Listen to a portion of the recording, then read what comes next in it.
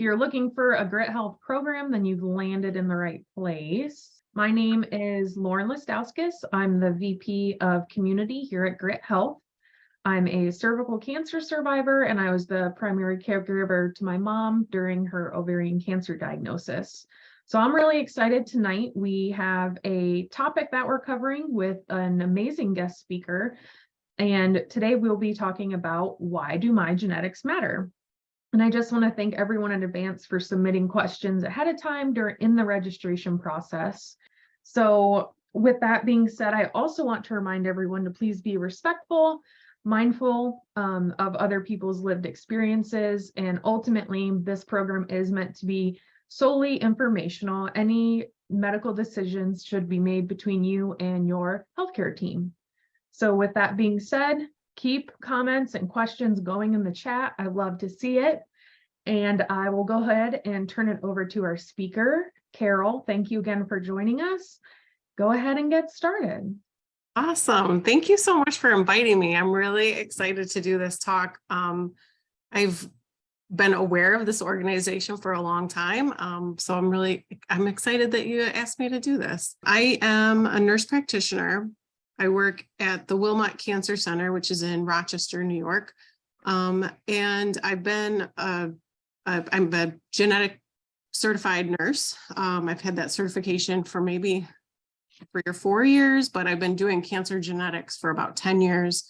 And before that, I've always been an oncology nurse, and then I was an oncology nurse practitioner. So I know a lot about cancer and genetics, and we built this hereditary cancer program at the University of Rochester about 10 years ago. I'm the associate director, along with a multidisciplinary team of geneticists and genetic counselors and other nurse practitioners. So I'm really excited to give you some background information about cancer genetic testing. And I prepared maybe 12 slides that kind of goes over some of the basics and the things that I commonly hear patients ask questions about. And then after I go through all that, I might answer some of your questions already, because I got the questions you had when you went through registration. So I tried to hit all those points when I was making the slides. But then at the end, of course, let's talk and ask more questions. Right. So a few things I wanted to highlight that we're going to talk about. We'll talk about the difference between what tumor DNA and inherited DNA. Those are two different things. We'll also talk about who should consider having cancer genetic testing. We'll talk about some of the good parts about cancer genetic testing, and also some of the things that you should think about before you have it done. So first off, the difference between somatic and germline DNA. Somatic DNA, the other names for it are biomarkers, tumor testing, genomic testing, genomic profiling. And these are very hot topic terms right now in cancer research, because if you know the genes that are involved in the tumor, then you can use very targeted therapies to combat that. Germline DNA is the DNA that you inherited from your parents. You got copies of all these genes from your mom and copies from your dad, and it's the DNA that you inherited from the ovum and the sperm. Germline DNA is present in all of your cells, and that includes a tumor that formed. The germline DNA will be in the tumor as well. The only thing that could change your germline DNA or make it hard to test germline DNA is if you have a bone marrow transplant from an allogeneic or a matched unrelated donor.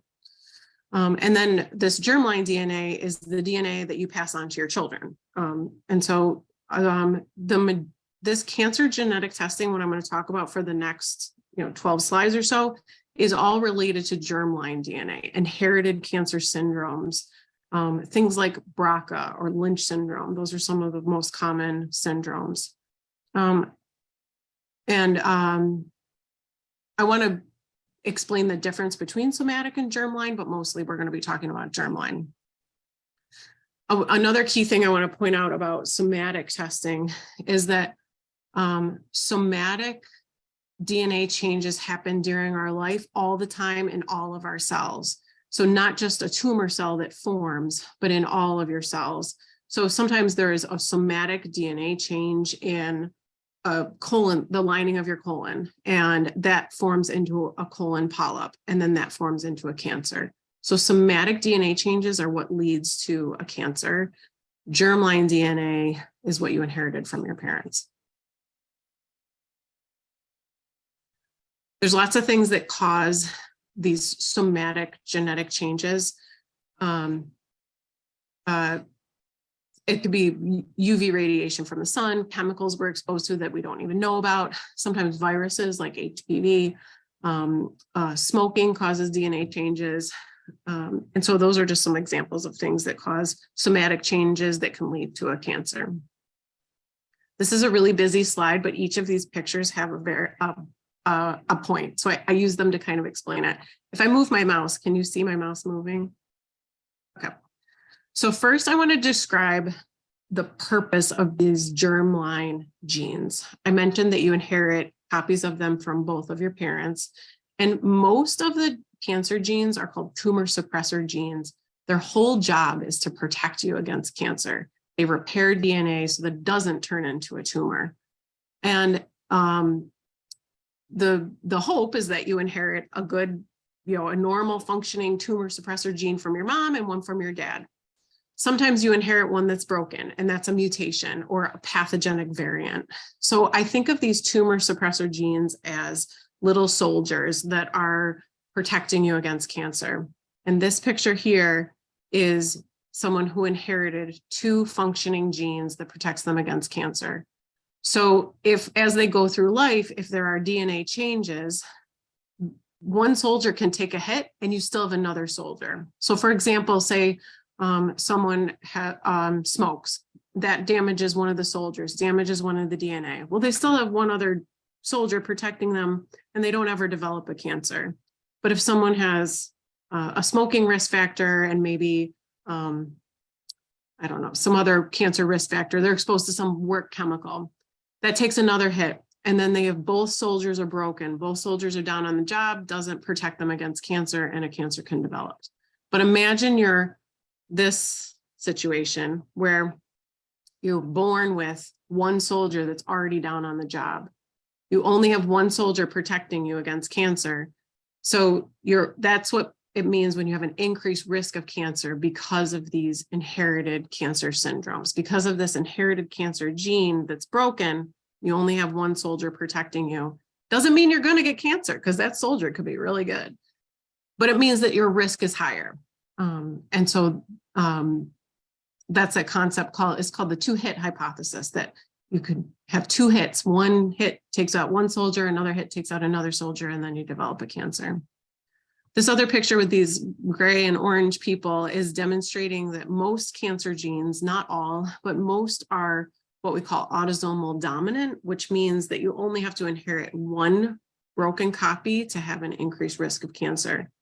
There are some cancer syndromes that you have to inherit 2 copies, and those are called autosomal recessive. So if you have a parent who has a cancer gene mutation, it's 50-50 if you inherit it. If you're a carrier, it's 50-50. You could pass it on to each of your children.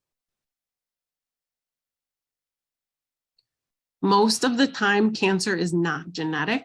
And I think that we hear stories, or even in our own families, where we say, oh, my grandmother had breast cancer, my mom had breast cancer, I'm going to get breast cancer because it runs in the family. And it doesn't work like that.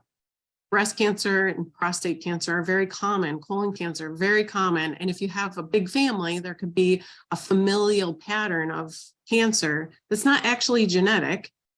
Maybe you're all exposed to the same risk factor or the same something that caused cancer. But most of the time, cancer is sporadic or not genetic and not related to any familial factor.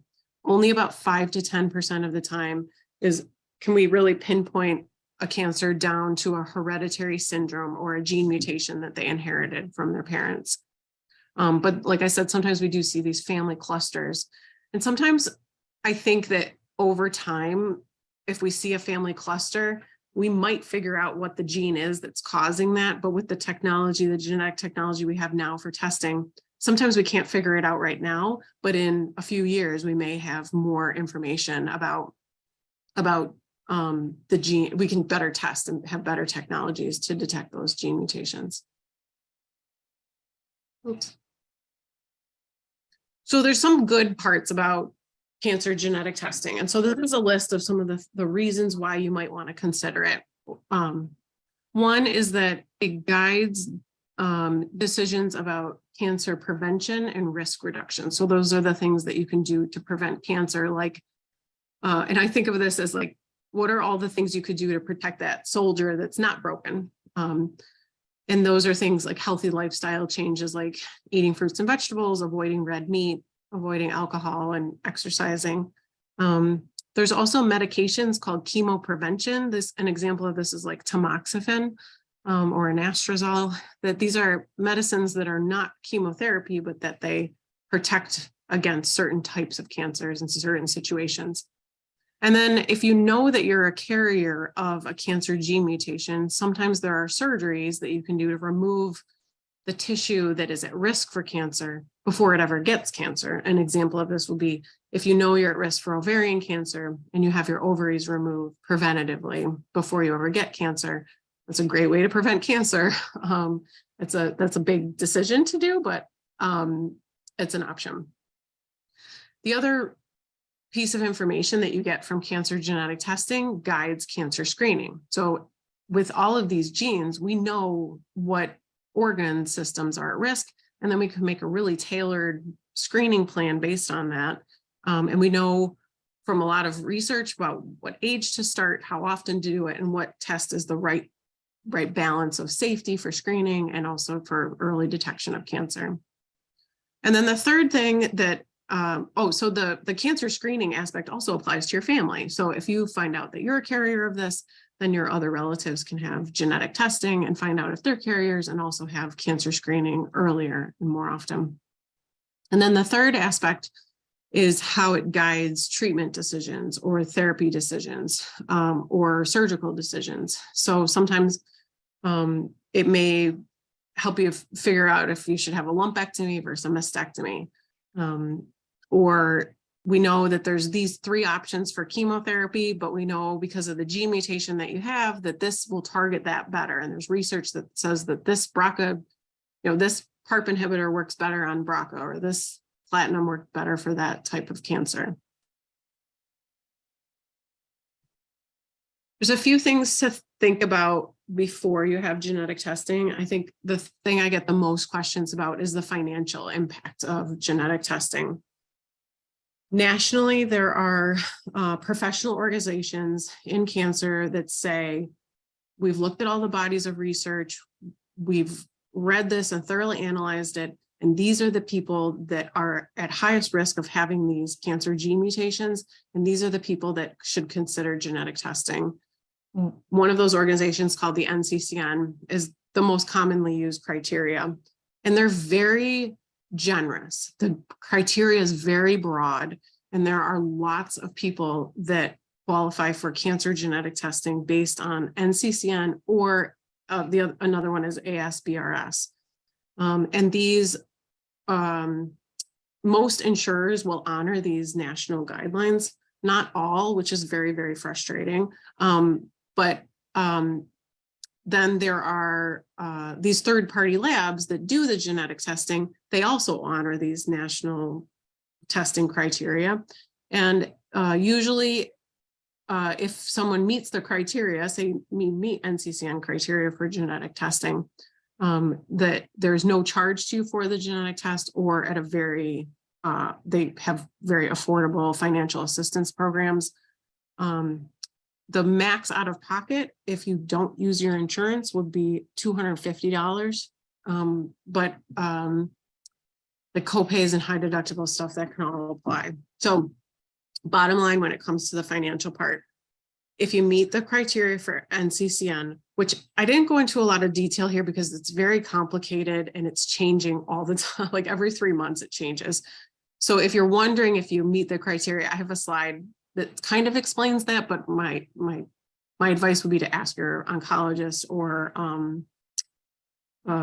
your primary care doctor if you qualify for genetic testing. But so in general, if you meet the criteria, your max out of pocket will be $250, but usually it's covered without a copay or any cost for the genetic tests.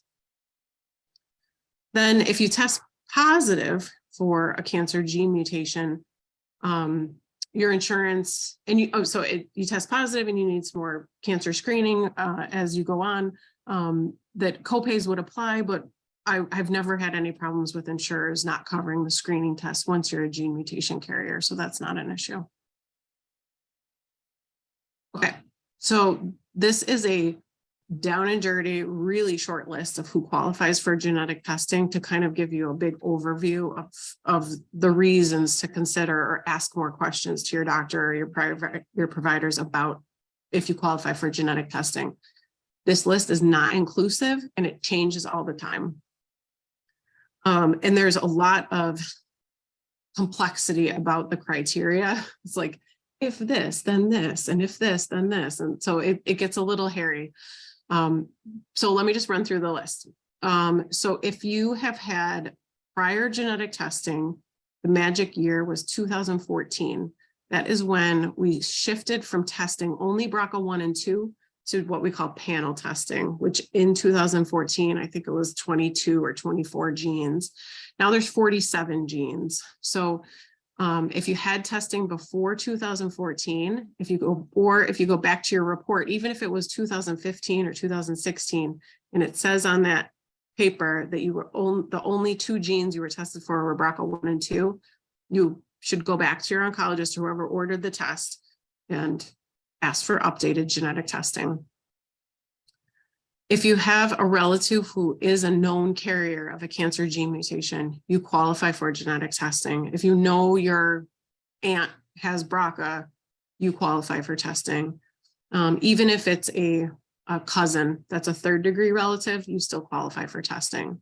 You also don't need to, it's best to do it in sort of a sequential order where, say it's your aunt who's BRCA positive, test your mother and see if she's positive and then test you. But sometimes you can't do that for lots of reasons. And so you don't have to go, but usually that's the pattern. And then there are some cancer types that are automatic qualifiers for genetic testing because they have there's about a 10% risk of cancer, of being a carrier of a gene mutation if you have ovarian, pancreatic, or high-grade prostate cancer. All patients with breast cancer qualify for cancer genetic testing, but the rate of a gene mutation in breast cancer is pretty low. It's only about 5%. So there's this umbrella now that everyone with breast cancer qualifies for testing, and that's because breast cancer is so common. We were missing a lot of people that had cancer gene mutations because we set this really tight criteria for it, and now we said, no, we got to open this up. And I anticipate that in the next 5 years, the criteria really will open up to all patients with cancer qualify for genetic testing. Right now, it's like I said, it is pretty broad, but there still are some restrictions about that. In general, anyone diagnosed with cancer under 50 qualifies for genetic testing. Some of those exceptions are if it's a known childhood cancer, that may be an exception to that. But in general, 50 years old is the cutoff. Also, patients with rare cancer types, like a pheochromocytoma or a paraganglioma, those would be reasons for someone to have genetic testing. If you and a relative have the same type of cancer or a cancer that is linked with the same syndrome, so say you have breast cancer and your aunt had ovarian cancer, those are genetically linked, and so you may qualify for genetic testing. Also, if you have had 2 primary cancers, or if you have a relative who had 2 primary cancers, so not a cancer that started in one organ and then spread to another organ, that there are 2 very distinct cancers that maybe happen at different points in their life. The other reason that someone may qualify for genetic testing is if they have somatic tumor testing. The DNA of the tumor was tested and it shows a few things. If there's a BRCA mutation on your somatic tumor testing, or if there's one of these Lynch syndrome genes, and I listed them there, MSH2, PMS2, MLH1, MSH6, those would be a red flag to get germline genetic testing, that when we see those genes in the tumor, sometimes it means it's inherited and not just in the tumor DNA. And then the other reason that sometimes somatic tumor testing triggers germline testing is if the gene mutation has a very high allele frequency. On the report, this will say VAF, it stands for variant allele frequency, and I'll give you a percentage. And it may say PALB2 53%. That would be a red flag that maybe that PALB2 gene is in all of your cells and is germline and not just in the tumor DNA.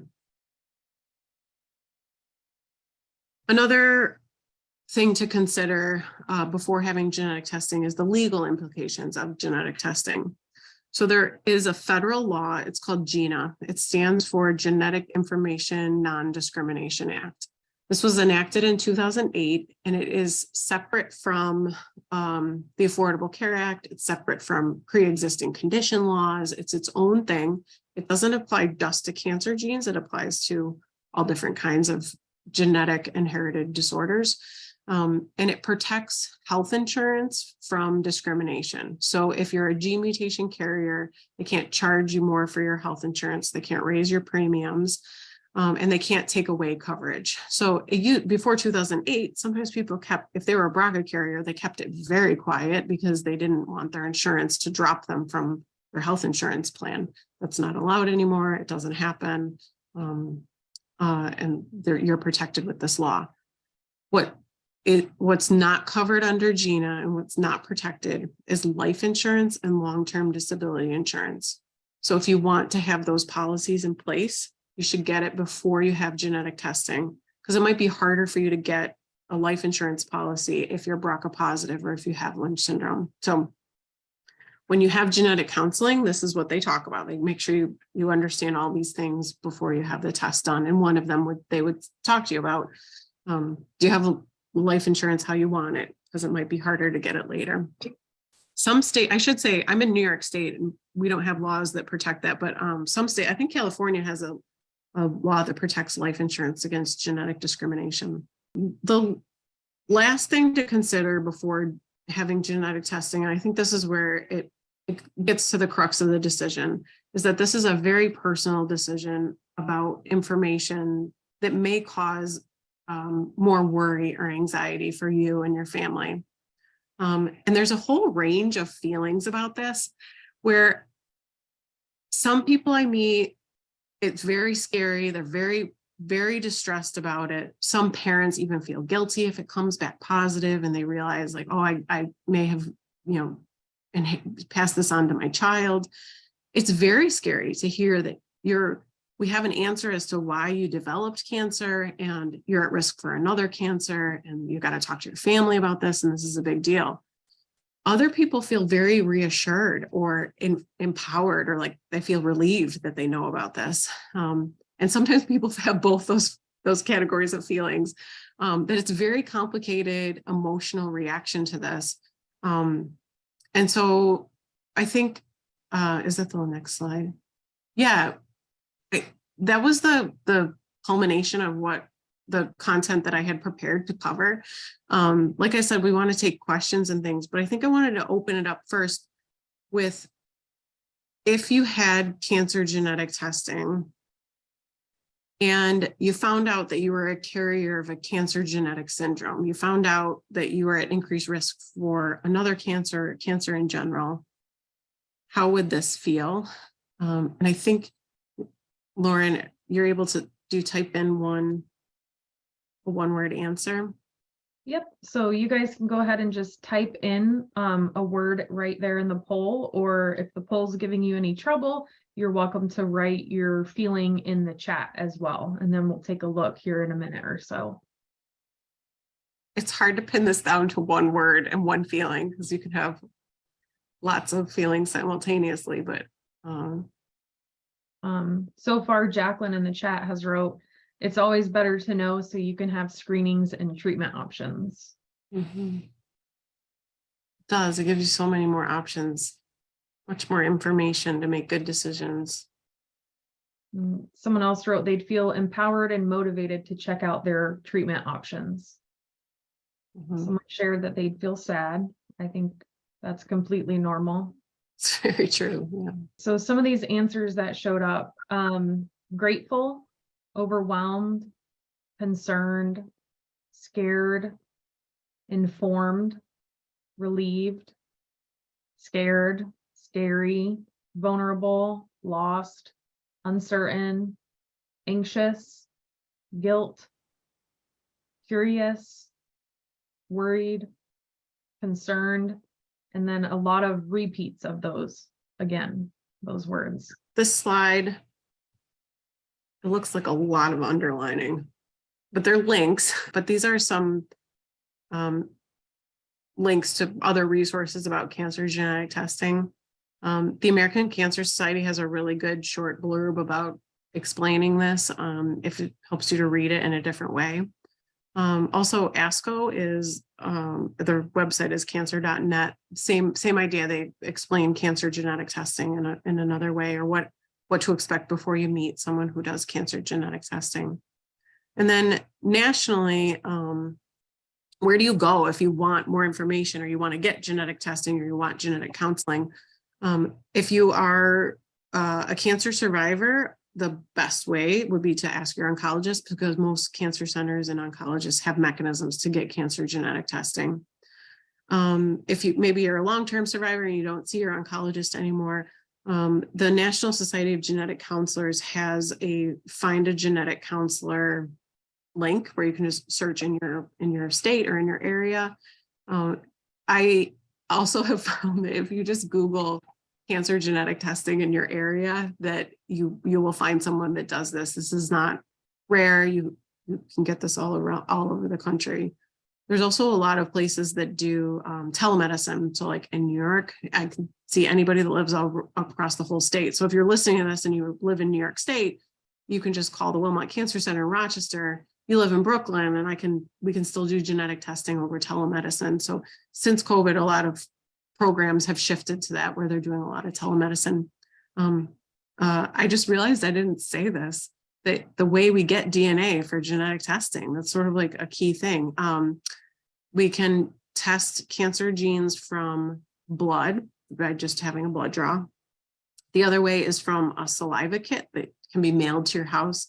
You spit into a tube to collect the DNA. There's also a cheek swab with one of the companies. They just swab the inside of your cheek to get the cheek scrapings for the DNA. And then I included a link to more information about GINA, that non-discrimination policy, the federal law.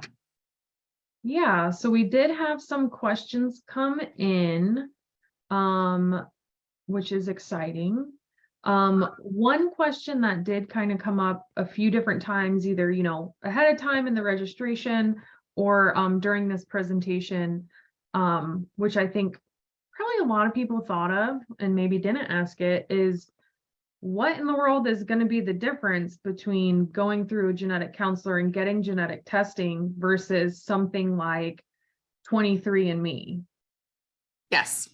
So 23andMe looks at 3 or 4 different variations of 2 or 3 genes.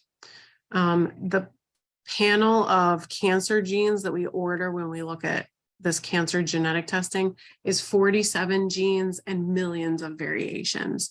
So the ones on the 23andMe panel tend to be very common. They're looking at 3 founder mutations that are very common among people who have Jewish ancestry. And I think they're looking at CHEK2, the 1100 deletion. But there are, like I said, there's a lot of genes that are associated with cancer. There's 14 genes related to breast cancer. And so looking at just BRCA1 and 2, you have a 10% chance of missing something else. So if you're interested in thorough genetic testing and comprehensive genetic testing, you want more than just 23andMe. Great, thank you. I think that makes sense. So somebody had asked, after you get a genetic testing panel, then what? Yeah, like how do you get the results and what happens after that? So I think each practice is a little bit different, and the provider that orders your test, everybody does that a little bit differently.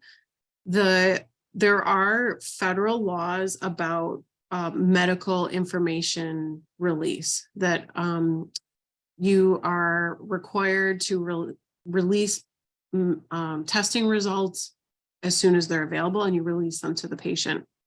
This is lagging in genetic testing results, where we don't have a good mechanism to do this yet. Because we use these third-party labs, we don't have a way of communicating from the third-party labs to our electronic medical record to release it to say your MyChart account if it's through Epic. So the way that a lot of offices are managing this is that when we talk to you and we counsel you about genetic testing, part of that counseling process is, this is how you're going to be informed about the results. It'll take this long. You're going to get a phone call from this person, and we're going to print the results and mail them to you. What we do at our office is it takes about 3 or 4 weeks to get the results back. And you get a phone call from me or the nurse about your genetic testing results. We go over it over the phone. I mail you a hard copy of it, and then a copy goes into your MyChart that we can release to you electronically. And then if the test comes back positive, that we find something, then we have you come back into the office, because that's an hour-long visit of talking about, what does this mean? What does this mean for your family? And really review it. If it's negative, that's usually a shorter conversation about, this is great, we didn't find anything, so happy. Right. Thanks, Carol. And just again, reiterating, it's going to vary based on your care team, which healthcare system, hospital system, where you're located. So every office is going to be a little bit different. So thank you. A question came in also about, and I think this kind of gets at some of the differences we were talking about in the beginning. If my tumor has been sent out to have a breast cancer indexed, what does that mean? Yes. So in breast cancer treatment, there are a lot of molecular tests that are done to determine how aggressive the tumor is, how likely it is to come back, how responsive it is to chemotherapy. And it's a lot of factors more than just genomic testing. It's a lot of things about the Ki-67 percentage or the grade of the tumor, like all these things that have nothing to do with genetics that I don't know a whole lot about.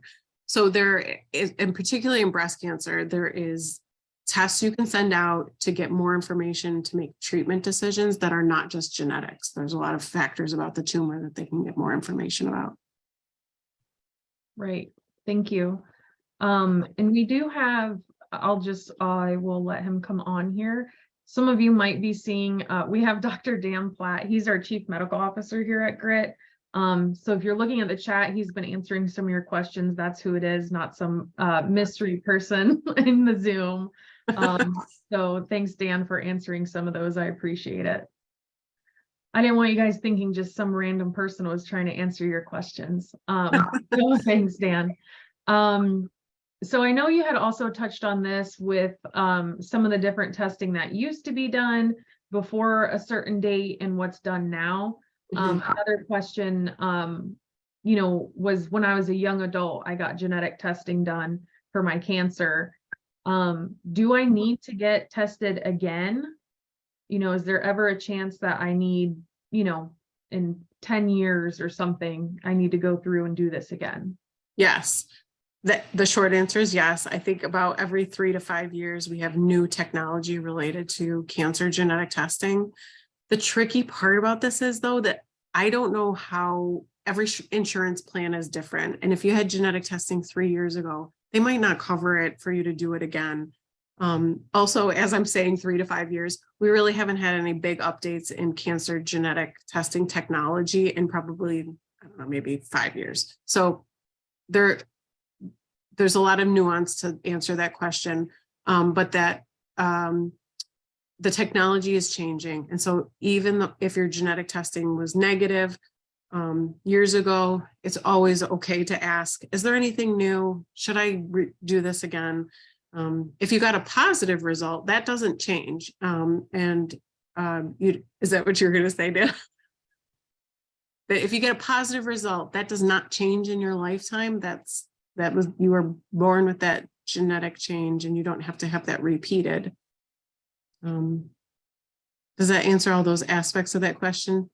Yeah, I believe so. And, it's a good point that technology is changing. What we learn and what we know is changing, right? What we knew 10 years ago is different from today, 15 years ago from today. And research takes a long time.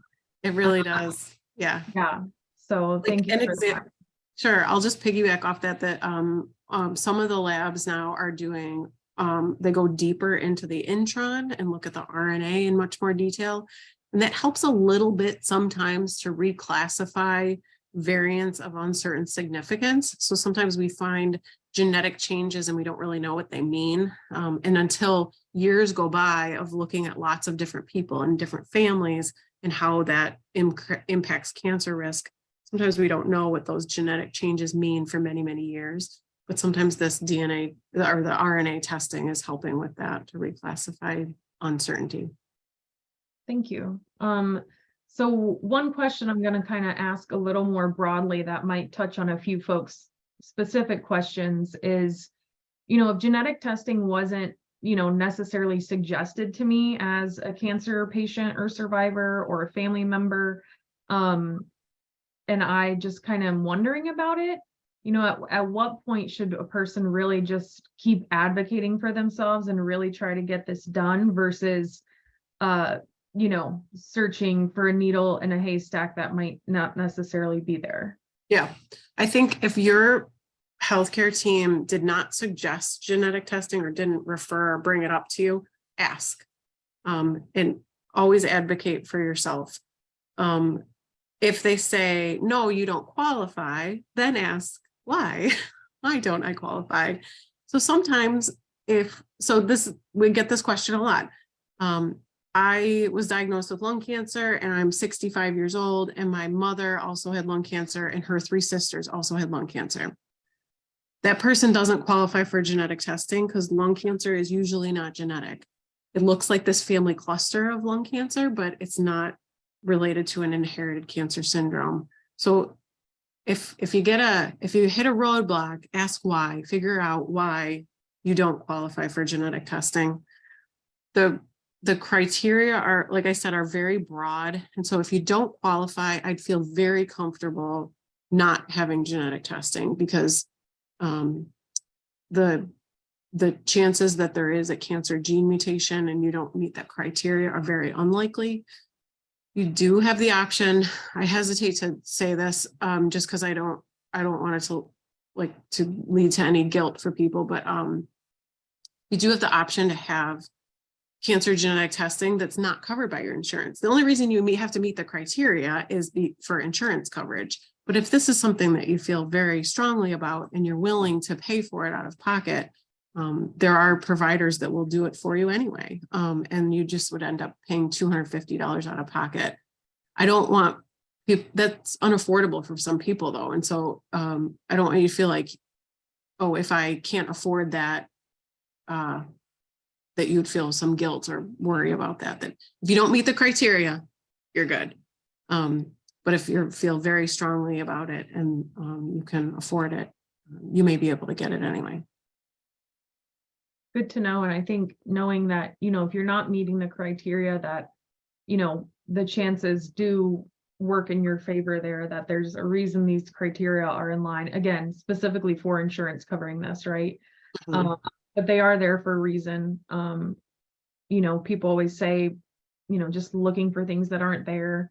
Which I know as a cancer survivor, I want to know everything. I want to know everything about myself, my cancer. I want to know it all, and it can be hard sometimes to kind of toy around with that idea of not, a doctor not suggesting genetic testing. Dan, you got your hand up?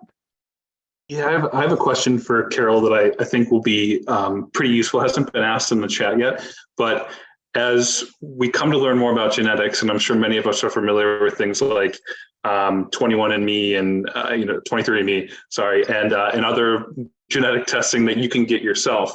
Oftentimes, there will be some results that may say you have a cancer gene or things like that.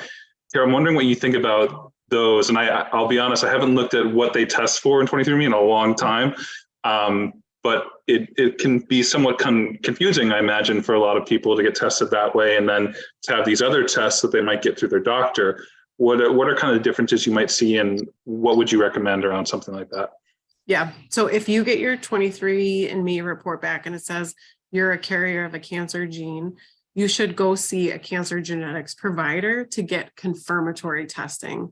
That the technology, the 23andMe is really great for ancestry. It's really fun. You get lots of good fun information about yourself, but I would recommend confirming it with a lab that does cancer genetic testing.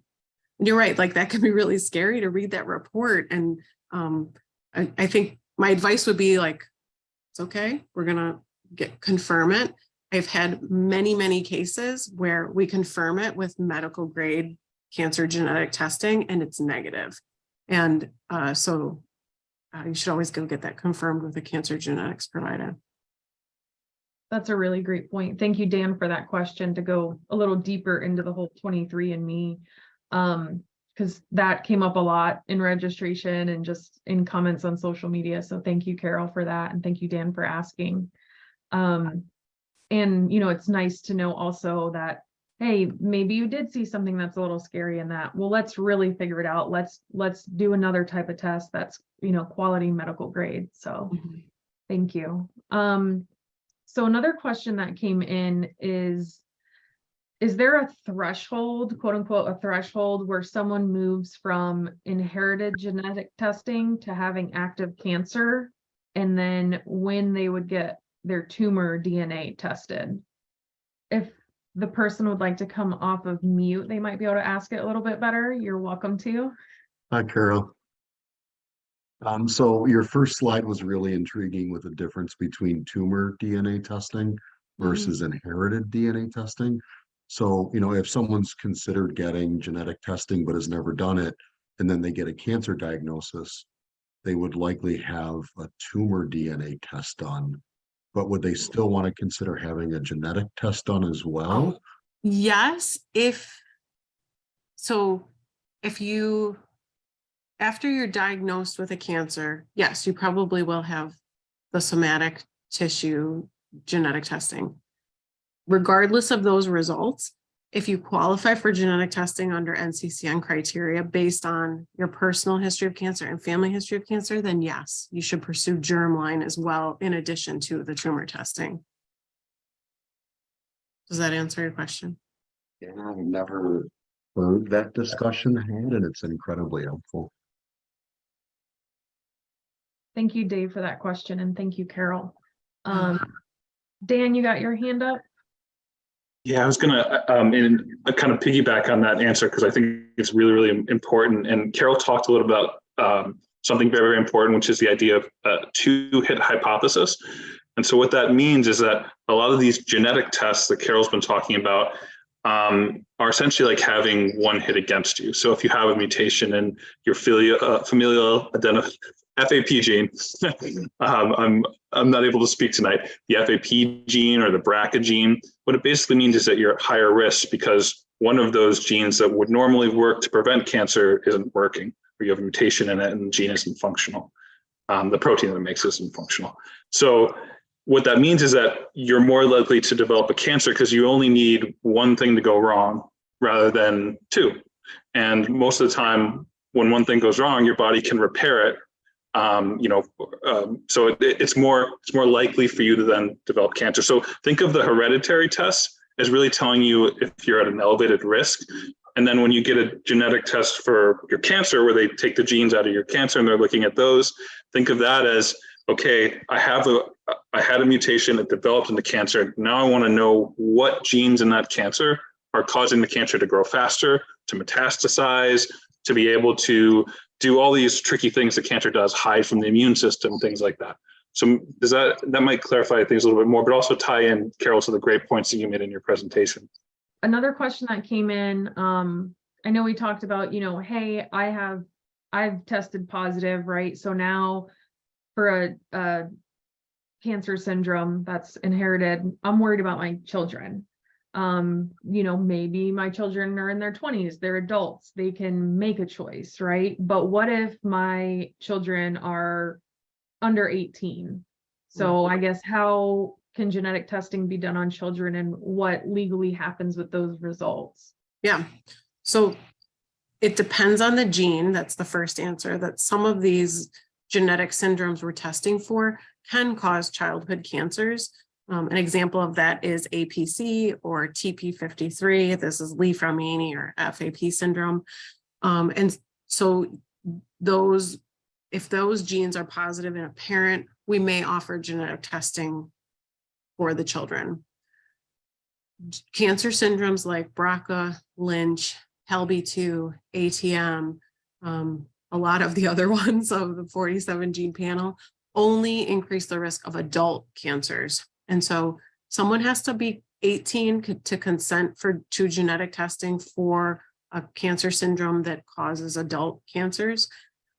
I would argue that people should wait until it's the age that they would start screening if they're positive for that, because an 18-year-old brain making decisions is very different than a 25-year-old brain making decisions.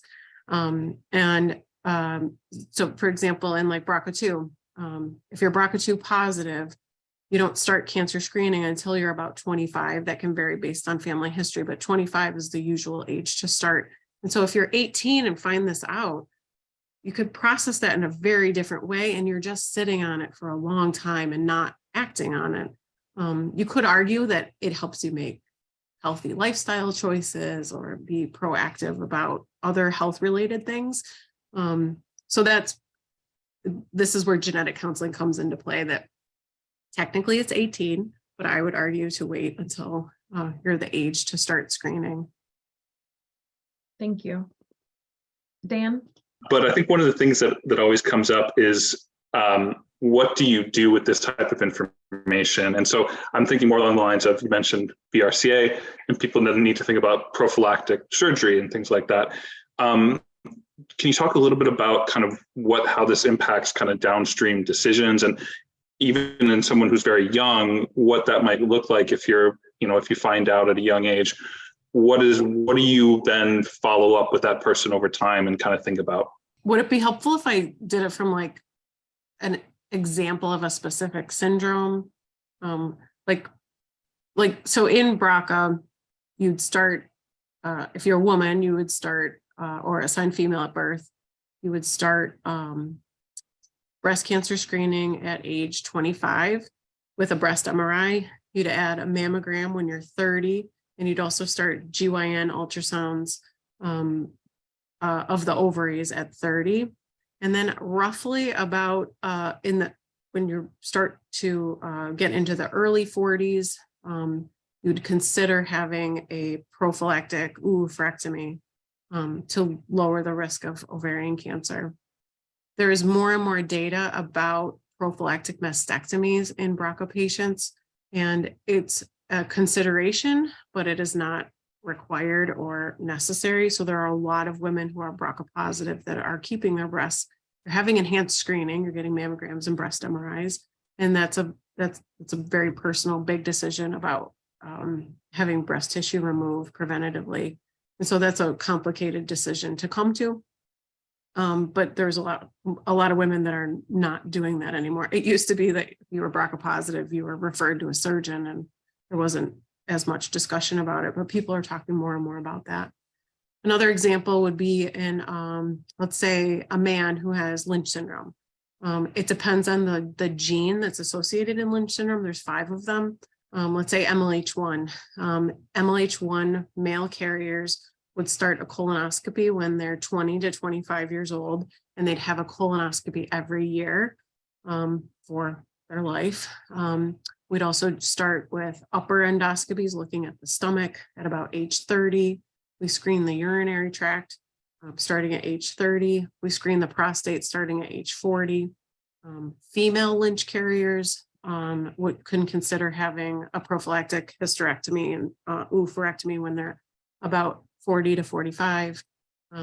So it depends on the gene, and then it also depends on how old the patient is when they find out this information and the timing of when those things start. And all of that has been based on when the incidence, like when does the risk of ovarian cancer start to increase for a woman, and when does she need to really be thinking about that? And based on the gene, when does the incidence of cancer start? And another example of this is in MSH6. It's another one of the Lynch syndrome genes. The age to start colonoscopies just went up 10 years. It used to be 20 to 25, and now it's 30, because we saw that there were no 20-year-olds getting colon cancer who are MSH6 positive. It didn't start to increase till their 40s. So to be safe, we said, hey, let's just start at 30. We'll pull it back a little bit, but we don't need to go all the way back to 20-year-olds to start this. So there's a lot of nuance that after you get a positive result.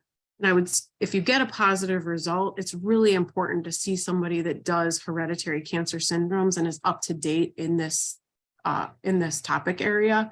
And sometimes not just the person that's with that organ. So like there are a lot of gastroenterologists, GI doctors that do colonoscopies all day long, and they know this Lynch syndrome. They learned about it in school. They have patients who have Lynch syndrome, but maybe they don't understand all the aspects of the body that are impacted by Lynch syndrome, like the urinary tract. Like they're really great at colonoscopies, but maybe they don't understand that you need a urine screen every year.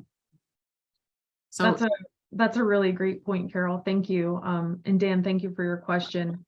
I think that kind of really just goes to show how much really goes into the genetic counseling aspect. This happens, and then it can affect and impact so many different things. It can really basically allow you to get covered screenings sooner based on a positive genetic test, rather than waiting, at X age, like the normal population, so that things can be watched a lot sooner. Yes, exactly. And then one question that came in was about someone tested positive for BRCA, and the person that tested positive reports that their insurance keeps trying to deny these 6-month mammograms.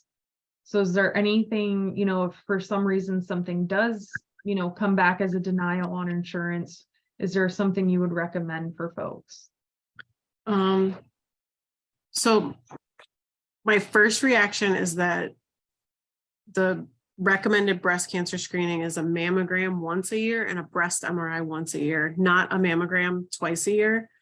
So maybe that's why they're denying it. Maybe the provider's ordering the wrong test.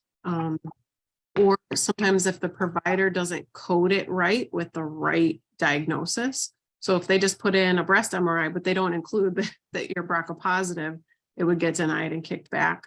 So that's a question to ask your provider. Is it the right test, and are they coding it with the right diagnosis? And then there are mechanisms for appeals. But I guess I have not really run into problems with that with insurance though. So I think it's usually a provider Right. error with the order.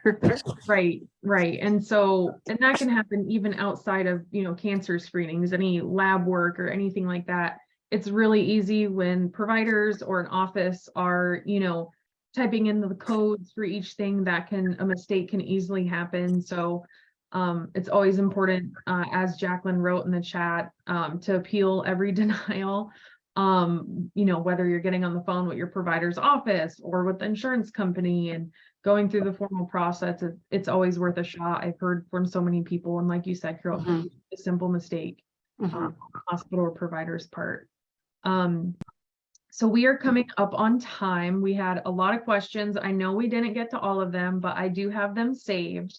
I want to remind everyone that this was recorded, and what we will do moving forward is once the recording is available for viewing, and after I look at some of these other questions, I can send them over to Carol. We can get some extra answers. We will include that in the follow-up email and the summary blog that'll go along with the recording. And I welcome you to check out Gryt Health's website. Those links that Carol provided on her last slide, I am going to make sure those are included in my email and in the summary blog, probably along with some additional links, because I know someone asked if those resources were in languages other than English. So that's something we definitely want to look at. And if we find out they aren't, we're going to go find you resources that are in languages other than English. So again, thank you for attending. Thank you everyone for your questions, for keeping the chat going. And ultimately, thank you, Carol, for being our guest speaker tonight and covering this topic that comes up all the time in the Gryt Health community. Yes, I'm happy to help. Awesome. Thank you for having me. Thank you. Thanks, everyone.